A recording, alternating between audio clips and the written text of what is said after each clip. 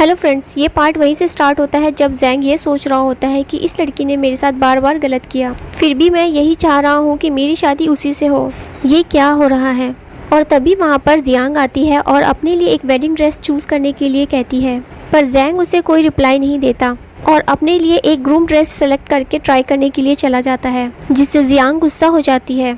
और फिर तभी जीजी वहाँ आकर अपने पावर से जियांग को अपने कंट्रोल में कर लेता है ताकि जियांग कुछ गड़बड़ ना करे। और फिर थोड़ी देर बाद क्याओ और ज़ैंग अपनी अपनी वेडिंग ड्रेस पहनकर एक दूसरे के सामने आते हैं और एक दूसरे को देखते हुए एक दूसरे में ही खो जाते हैं। तभी वहाँ पर एक फोटोग्राफर आता है और उन दोनों को देखकर सोचने लगता है कि ये दोनों एक दूसरे के ब्राइड एंड ग्रूम हैं और वो उन दोनों से कहता है कि आप दोनों परफेक्ट मैच हैं, क्या मैं अपने मैगजीन के कवर पेज के लिए आप दोनों की वेडिंग फोटो ले सकता हूँ। इससे क्याओ थोड़ा अनकंफर्टेबल हो जाती है और वो कहती है यही अच्छा होगा कि मैं चेंज कर लूँ। ये कहकर वहाँ से चली जाती है। ये सब जीजी और जियांग भी देख रहे होते हैं। जीजी जियांग से कहता है कि मुझे लग रहा है कि तुम्हें बहुत बुरा लग रहा होगा क्योंकि मेरे mom and dad perfect match हैं। ये कहते ही उसे नॉर्मल करके वहाँ से गायब हो जाता है। जियांग नॉर्मल होकर इधर उधर देखने लगती है लेकिन वहाँ पर कोई नहीं होता। तभी जियांग के पास किसी का फोन आता है जो उसे कह रहा होता है कि आपने जो कहा था वो रेडी है, क्या हम अपना काम शुरू करें। तो जियांग थोड़ा सोचती है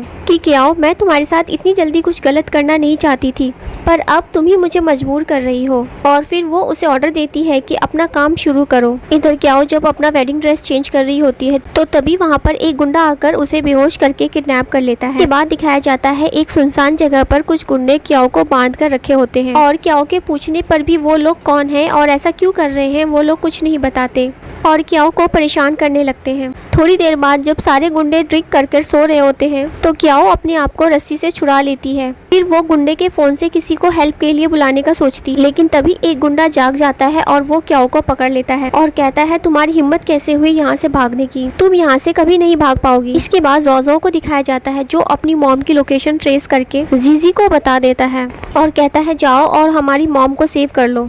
और फिर जीजी अपनी मॉम के पास पहुँच जाता है और वो उन गुंडों को अपनी पावर से मार रहा होता है। तभी वहाँ पर जीजी के मास्टर की एक डिसेबल जिसका नाम जूमू होता है वो आ जाती है। वो उन गुंडों के साथ ही क्याओ को भी वहाँ से गायब कर देती है और जीजी से कहती है कि तुम इन तीनों गुंडों को मुझ पर छोड़ दो, मैं इन्हें संभाल लूंगी। और फिर वो भी गायब हो जाती है। पर जीजी सोचने लगता है कि उसने तीनों गुंडों को अपने साथ ले गई पर वो मम्मी को भी अपने साथ क्यों ले गई। फिर वो याद करता है कि जब उसने जोजो से पूछा था कि तुम्हारे पास कोई प्लान है क्या, तब उसने कहा था टेंशन मत लो, सब कुछ मेरे कंट्रोल में है। तब जीजी समझ जाता है ये जोजो का ही कोई प्लान होगा और वो प्लान क्या है ये जानने के लिए वो उसके पीछे पीछे चला जाता है। इसके बाद दिखाया जाता है जब ज़ैंग फ्रेश होकर बाहर आता है वो अपने हाथ पर जो बर्थ मार्क है उसे देख रहा होता है और सोच रहा होता है कि ऐसा ही बर्थ मार्क जीजी के हाथ पर भी है। तभी उसके फोन पर मैसेज आता है कि क्याओ किसी मुसीबत में है। ये जानने के बाद ज़ैंग जल्दी से क्याओ को बचाने के लिए निकल जाता है और फिर वो वहाँ अपने बॉडीगार्ड्स के साथ पहुँचता है। वहाँ पहुँचने के बाद वो अपने असिस्टेंट से इस जगह के आसपास क्या हो रहा है ये पता लगाने के लिए कहता है।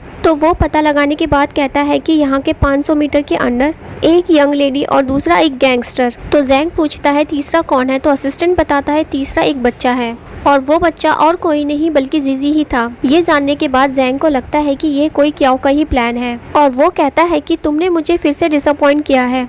अगर तुम ये सब किसी अच्छे इंटेंशन के लिए कर रही हो तो मैं वही करूँगा जो तुम चाहती हो। और वो अपने असिस्टेंट और बॉडीगार्ड को यहाँ वेट करने के लिए कहकर वो जंगल के अंदर चला जाता है। उसके बाद दिखाया जाता है जंगल के अंदर क्याओ को वो गुंडा पकड़ने के लिए दौड़ा रहा होता है और वो गुंडा क्याओ को हर्ट करने ही वाला होता है कि तभी वहाँ पर ज़ैंग आ जाता है और वो उस गुंडे को मारने ही वाला होता है कि तभी जूमू उसे वहाँ से गायब कर देती है। क्याओ ज़ैंग को यहाँ देखकर बिलीव नहीं कर पा रही होती है पर ज़ैंग कहता है हाँ मैं यहाँ रियल में हूँ। ज़ैंग क्याओ के पास जाता है और उसके क्लोज होकर कहता है कि तुम्हें पता है तुम ऐसे कितनी अट्रैक्टिव लग रही हो।